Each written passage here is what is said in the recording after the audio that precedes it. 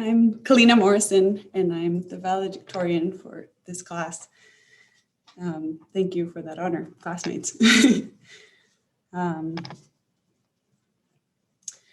enjoy planning things out. I enjoy making lists. Most of my classmates now know that, and my family and friends know that as well. But I didn't plan to be here today. The fact that I ended up being at Augustine College this year is just another beautiful reminder that God's ways are much better than my ways, and his thoughts are much higher than my thoughts.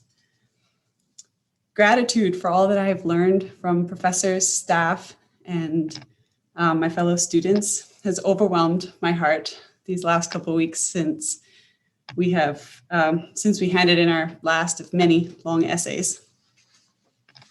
It took a worldwide pandemic to get some of us here today, but I did not hear of a single person talk with regret about the year. When I started at university in 2018, I was prepared for a fight to defend what I believed in, but that attack never came, at least not in the form that I was expecting. Each to their own was the mentality that I was met with at university. I did not know how to engage with this complacent acceptance that there was no purpose of life outside of yourself. I did not know what to do with all these differing ideas about where we were going, where we had come from, and with this attitude that people didn't seem to care what was right. This is, of course, a vast generalization, as some people in our class like to say frequently. There were people who truly cared, but I struggled to see them. Instead of engaging, I joined Christian clubs and went to blatantly Christian activities because that's where I felt safe. My hopelessness was rooted in this inability to engage. However, we are not called to cling to these places where we feel safe. We are called to speak the truth in love. We are called to share what God has done in our life. But how? I could not see the world rightly. I didn't know how to engage it. I was stuck in a cycle of categorizing and reducing everything into good and bad.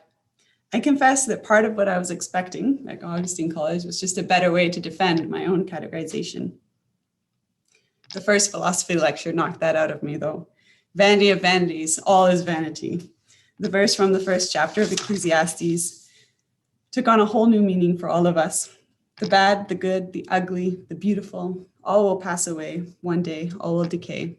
The only thing that is eternal is our relationship with God. He is the only one who can satisfy our restless hearts, as St. Augustine said. But God has given us the goods in this world that we should enjoy and steward them well. This changed my perspective, and it helped me to see the issues with all my categorization. Augustine College encouraged us to engage with the world humbly, to be in it but not of it, to ask questions and not make statements, as Dr. John Patrick or Granddad often reminded us. There is truth, beauty, and goodness in the world. This is what I was struggling to see before coming to Augustine, and what Augustine helped me to see. These are only a very few lessons I have learned this year. I pray, though, that God will remind us of the other lessons when we need them, as we return back to our new seasons of life.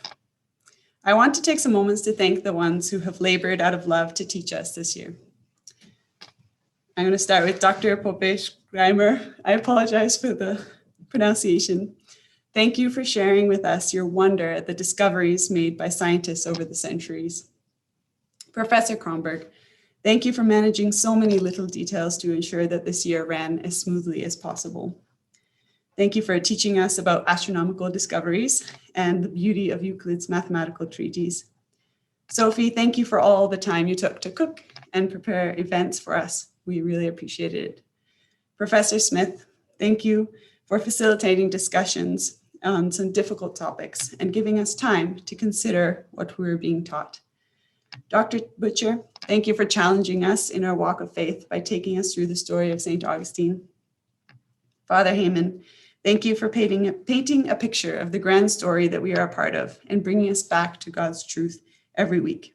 Thank you for your kind smile and for taking time to talk to each one of us. Professor Anderson, thank you for keeping us lighthearted and encouraging us when you saw us floundering to find that Latin word. Dr. Tingley, we never saw your face, Even now, we still haven't seen your face, but we grew to really appreciate your voice. You taught us so much. For example, how we should consider both the validity and the truth of an argument, and to read artwork instead of just come up with opinions about it. Thank you for challenging us to think and not just to accept our view heedlessly. Professor Appleyard, thank you for your patience with us and for sharing your passion and your hope for art with us. Professor Martin, thank you for bringing literature to life and challenging us on how we read. Thank you for bearing with us as we were often a little tired on Thursday nights. Dr. Robson, I have never heard history taught like you taught it. It was a roller coaster from lecture to lecture, but that makes sense because it's a crazy world. We looked forward to each lecture of what we could learn. Dr. Patrick, or Granddad, as I got the whole class to call you this year, I hope you don't mind. Thank you for all that you taught us, for sharing your testimony and your wisdom in each lecture. I will never read the Beatitudes quite the same again. Thank you for showing us some ways to respond to the trouble we will encounter in this world. I pray that at such a time we will remember and be meek, fully surrendered to God as we head into battle. Thank you. It was not only what we learned in the classroom that made this year valuable, but also it was a beautiful gift of community. In The Four Loves, C.S. Lewis says, "In friendship, we think we have chosen our peers. In reality, a few years difference in the dates of our births, a few more miles between certain houses, the choice of one university instead of another, any of these chances might have kept us apart. But for a Christian, there are, strictly speaking, no chances. A secret master of ceremonies has been at work. Christ, who said to the disciples, 'You have not chosen me, but I have chosen you,' can truly say to every group of Christian friends, 'Ye have not chosen one another, but I have chosen you for one another.' The friendship is not a reward for our discriminating and good taste in finding one another out. It is the instrument by which God reveals to each of us the beauties of others." This is how it felt with us this year. We were quite a mix. Among the 9 of us, ages range from 16 to 30-something. There were 8 different languages spoken. More than half of us were homeschooled. Can make some craziness there, just joking. We had someone from as far away as Thailand and another from Alaska, and somehow we all became friends through the course of 8 short months. We all felt that we belonged there. Ali was telling us how she remembered one Friday night dinner, listening to 3 different conversations happening at the same time, one about iconic art, another about the different styles of the gospel writers, and another about Aristotle and Plato, and thinking in that moment, this is exactly where I want to be. I had many such moments as well, whether learning in class something I had never thought about before, or down by Dow's Lake playing a game of Ultimate, or walking to school on a beautifully sunny day discussing Aristotle's view on ethics or some other topic, sitting around a table playing board games, dancing at random hours in the kitchen, knowing that someone would join in, skating as fast as we could down the canal, and on the memories that were made this year go. Each person brought another piece to the puzzle that made up our community. So in preparation for the speech, I decided to write 1 sentence per person about how they contributed. As usual, 1 sentence turned into a paragraph, which then turned into a page. But don't worry, I tried to reduce it back down. You have all grown to mean so much to me. Ali, I was always astounded by how many authors and artists you can remember and how passionately you read. Thank you also for keeping us in check with your raised eyebrow and your intermittent remarks. You have a quiet but strong presence. Joel, I appreciated how you made sure no one was left behind, even if it meant slowing down a bit. You often made a comment or a joke to pull someone into a group conversation. I also hope you noticed that by the end of the semester, every single person had made a pun joke. Some of them, even you, shook your head at in dismay. Joshua, you became like a big brother to us. Thank you for looking out for us, whether it was skating, knee pads, jokes, lozengers, impromptu lessons, snacks on long days of lecture, COVID-19 advice, ice cream, grocery trips, information on cars, etc. You truly care. Josiah, thank you for not being afraid to raise the difficult questions. You stood strong in what you believe to be true, but were also willing to admit when you were wrong, if valid and true arguments were provided. Your eagerness to do your best is inspiring. Luca, I know you were not always around, but you fit in very easily in the medley of our personalities. You were often quiet, but you always had a smile to give. Reese, my cousin, it was good to get to know you more this year. It was impressive how you took on Augustine College right out of grade 11 and persevered through a concussion.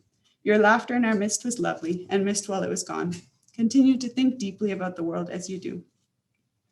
Sarah, I appreciated your courage to speak up when something was wrong and your constant striving to do it in love. I think we pushed and motivated each other throughout the year, sometimes without even realizing it. I remember our first run.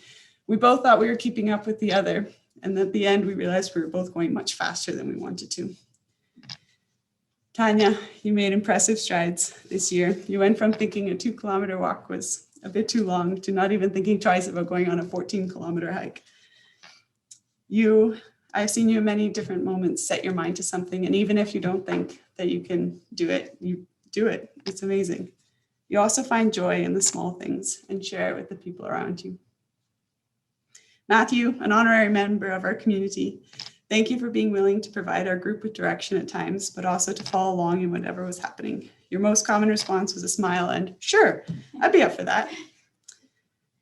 Patrick, thank you for keeping an eye on us for all this year and for making sure we are doing okay. Thank you for leading us in times of worship.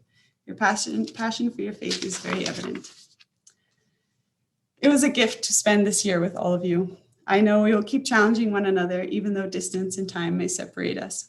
Let us continue to do justice and to love kindness and to walk humbly with our God. That's all. I would like to invite Granddad to come and give the graduation address to Wanana.